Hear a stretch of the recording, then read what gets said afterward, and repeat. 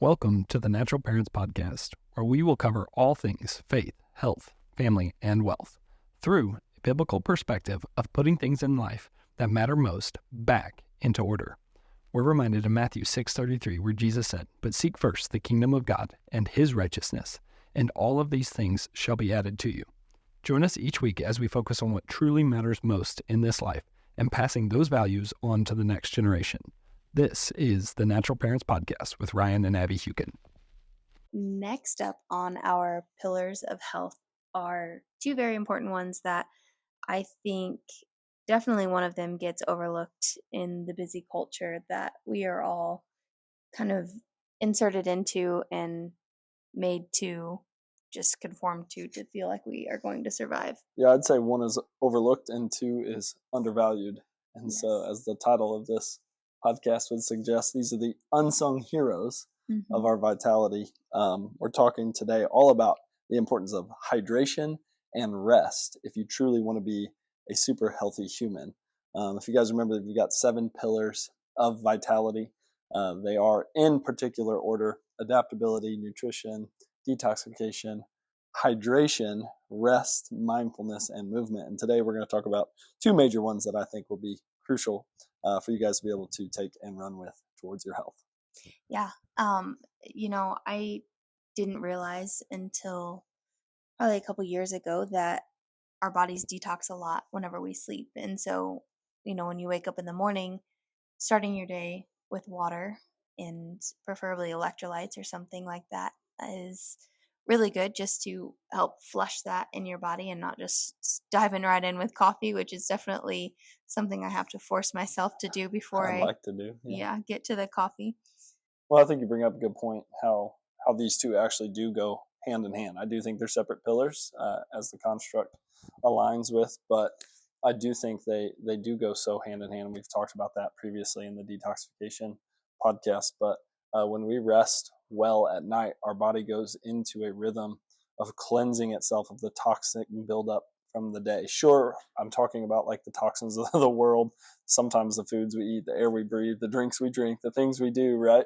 But there's also just byproduct toxin from every cell inside your body as it's burning energy, right? So it has all of these byproducts that have to be cleansed from your body, and God saw it fit to set us up in such a way that we'd work with the rhythm of nature and the sun and all this kind of stuff. And when we sleep well at night, when our body is also properly hydrated, we can actually use our liver and then our kidneys to pull those toxins out and get rid of them in the morning, right? And you know how crazy it is? Like, so the circadian rhythm, right? Like when you're supposed to get up with the sun and go to bed with it when the sun goes down. And just thinking back to whenever I worked as a nurse and in working nights, and I felt like I was closer to dead than alive. Probably took years off your life. It did. I hear that there's a statistic that says it's like 7 years or something if you work, nights. So if you work nights, don't be offended. Be applying for that day job. Just know that if that's the one pillar that you don't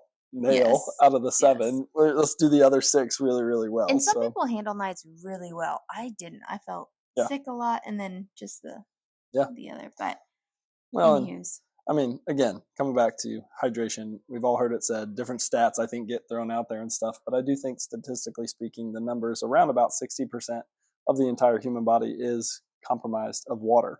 And so there's tons of benefits to proper hydration. I love when the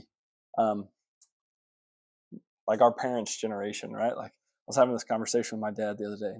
It's so weird, but man, they'll resist anything that's good, solid information, to be honest with you. He's like, what is this? What is all this about drinking water all the time? He's like, when I was a kid, we never had to worry about drinking water. Like it was like, you went outside and you played and you did whatever. And it was just weird that he was having this conversation with me on the phone. I don't know what else we'd been talking about prior, but I'm like, okay, whatever. I don't know. And then it was just funny. But like, it is sound evidence and advice to have proper hydration in our body. No, do I think it was something that was as pressed? Like I did say this to that conversation.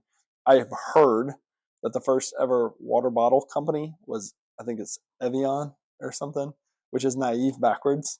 And so, we bottle this up, sell it to people, all these different things. And I do think there's a bit of a craze, like, to that from a marketing standpoint and stuff like that. But good hydration is very important, no doubt. Yeah, and it's better to do it, before you need it versus waiting until a day you're like super tired, you have a headache, you have brain fog, and you're like, oh wait, did I drink any water yesterday? And not we could do a whole thing on quality water, but making sure that you're drinking clean water, filtered water, remineralized water, things like that is of course so important. So always look into that, especially if you're on your city's water or you're drinking, tap water, whatever that may be. um, I don't even like to drink water at restaurants. I will drink it, but if it tastes weird, if it tastes really just yucky, we call it toilet bowl water. Like my kids are like, ew. Like I will go get their waters from the car that we fill up at home, and that'll be that. We'll just have their big old jugs of water sitting there. Well, it's hard, but I do say all the time, you either drink, filtered water or your body's the filter. Like your body will filter out the toxins and as the long yucky as stuff. everything hopefully. else is open the right way it should be. Not to mention, I mean, one of the crazy things in our world, one of the top prescribed medications in the United States is like a version of levothyroxine or Synthroid. It's synthetic thyroid medication.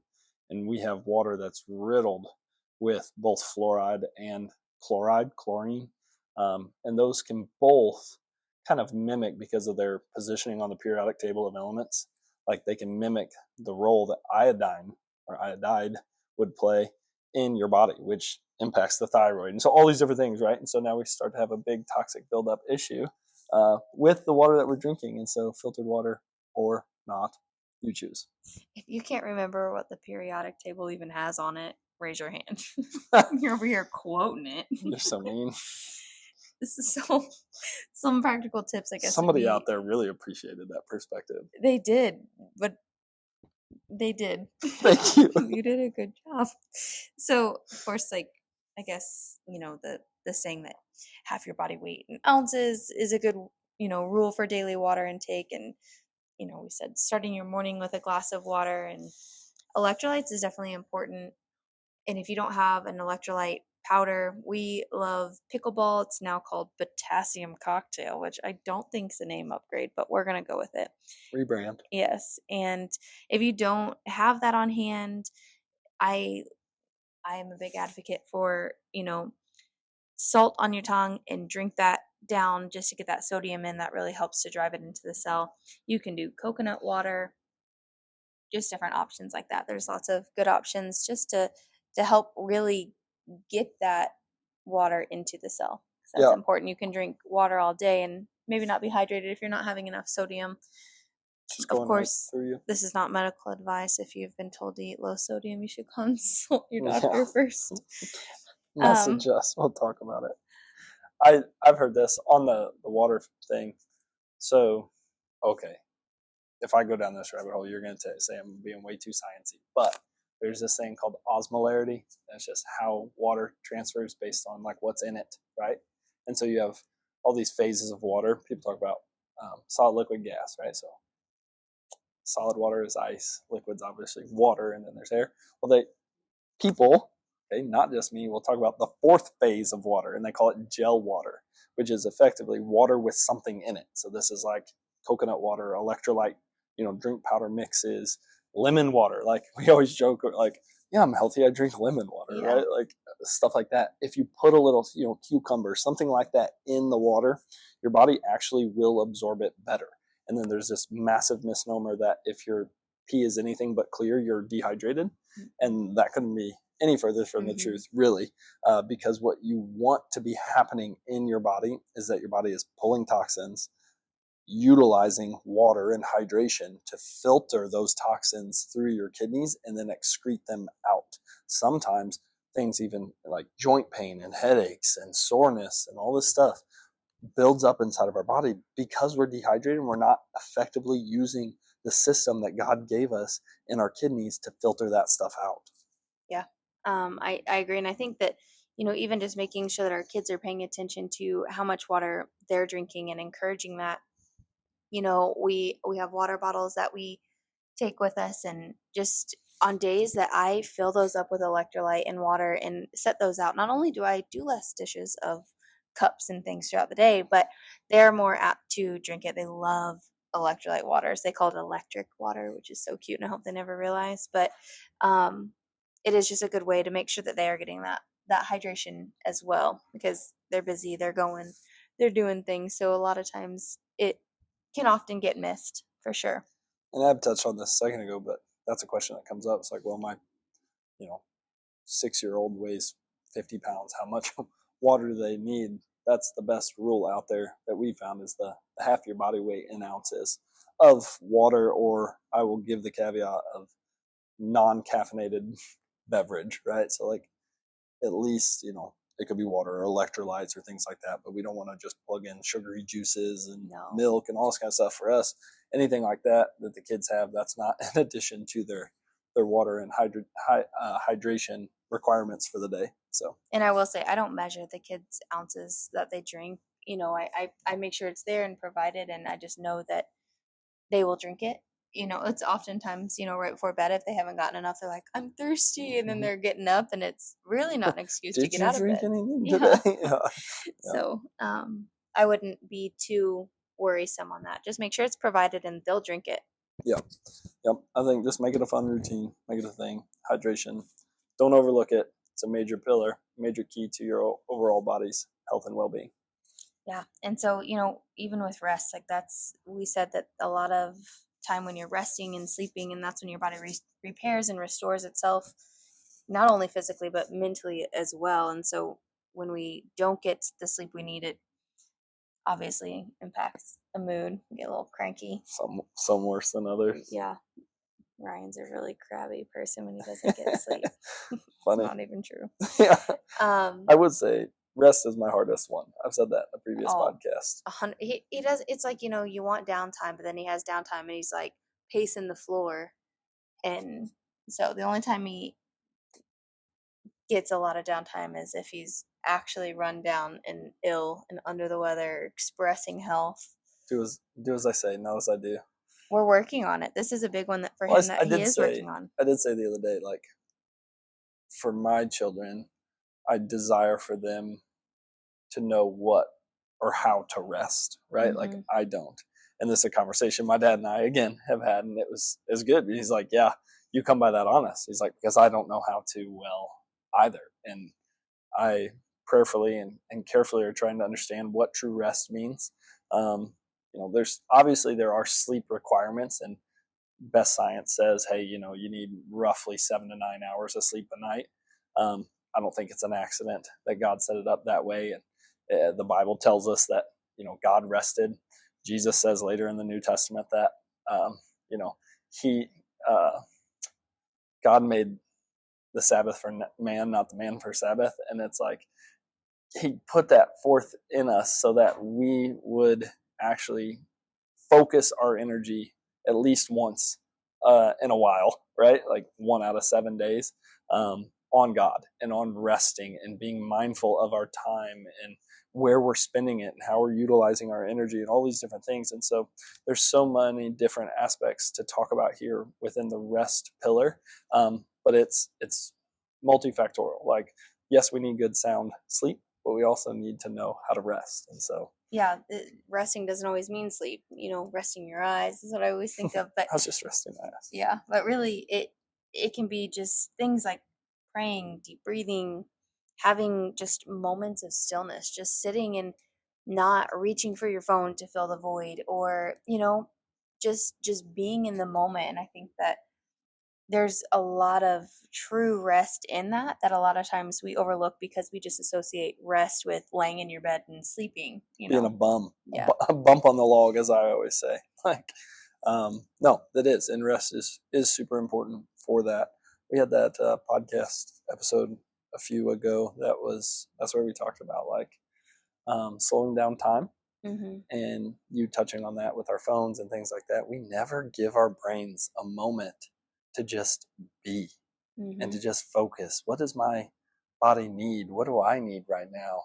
What's God trying to speak to me right now? Like, all these different things can be achieved by just slowing down. You said deep breathing, praying, not being distracted by some sort of a device or things of that nature. And so, I think there's a lot of different little nuanced things we can do throughout our day to make sure that each day we are resting well too. Yeah. Like even our best friend, she has lights in her house. They are not LED, but they switch. Like she can flip the switch and it switches to a different color, and each one is just intended for a different time of day. And Sure. so it's for like to help circadian rhythm. So if you go by her house at night, it will kind of have like an orange glow to it, because that is the light that they use, and that really just helps them to get into that evening routine, get ready for sleep. And so just having lighting like that, limiting screen time. Of course, you always hear maybe watching a TV show may not be the best choice if your kids have, trouble then going straight to sleep after that, but just making sure that they have a good routine as well as you. And so just making sure to incorporate just different calming activities. Our girls are really into journaling right now. They don't necessarily read a whole lot or write a whole lot, but the main thing they know is Jesus and God and love and you and different people's names. And so they'll just write all of that all over their journal, which is really cute. And also for Christmas, we bought them Yoda players. And if you don't know what a Yoda player is, they are the coolest little things. You buy little cards and it's audiobooks, and so they can listen to audiobooks. We got them corded headphones to plug into it, and they have listened to them, I think, nonstop. And that is also just really good for their little brains to be doing that as part of their wind down routine. There's also like sleepy music that it plays, and it's all just super, I guess, appropriate for children, I should say. Mm-hmm. So we feel really safe letting them use that, but that's really good for their wind down bedtime routines as well. Yeah, definitely for the kiddos. Check that out. If you parents are struggling, like Ed was saying, I don't want to pass by that. A consistent bedtime is amazing for syncing your body up with the rhythm of the sun. Wintertime is hard because it gets dark so early. Summertime is a different kind of hard because it stays light so late. And so adapting your own routine to fit that, be it the sun's up longer or it goes away faster, planning for that, knowing that, hey, melatonin in your body actually is in sync with how long the sun is up. So believe it or not, a way that you can improve your bedtime routine and your ability to fall asleep if you struggle with that is to actually see the sun a lot during the day. You don't have to obviously look at the sun. Please don't do that. But seeing, sunrises, watching the sun set, being in rhythm with that, not to go too woohoo, but there's science and evidence that supports that, and we need it. In fact, always wearing sunglasses. I understand if you have sensitive eyes, like Abby has lighter eyes than I do, and so she's always noting how bright it feels like the sun is. I get that, but at times that's something that you can do. And then being mindful if the sun is down, like those types of lights, if it's high, level on the spectrum of a ton of blue light coming in, that's going to tell your body to raise your melatonin levels because it's mimicking the sun. And so all of these things are universally true, whether you're parents or children, either one, trying to get a better sleep routine or better sleep hygiene so that you are more rested when the morning rolls around. Like those are some amazing things that you can be mindful of and do to improve it. Yeah, all great things, and we want to hear from you. What changes are you going to make this week to improve not only your hydration but your rest as well for you and your family? Absolutely. So just be thinking, what small change can you make? I always want these podcasts to be digestible and then implementable. So see what changes you guys can make. Let us know. We'd love to hear from you. See you on the next episode. Bye. From the bottom of our hearts, we want to thank you for listening. If you enjoyed this podcast, please share it with someone you know and leave a review. By doing so, we're able to grow this community of amazing people just like you and raise a generation of children that know God and do His will on earth. We'll see you next time.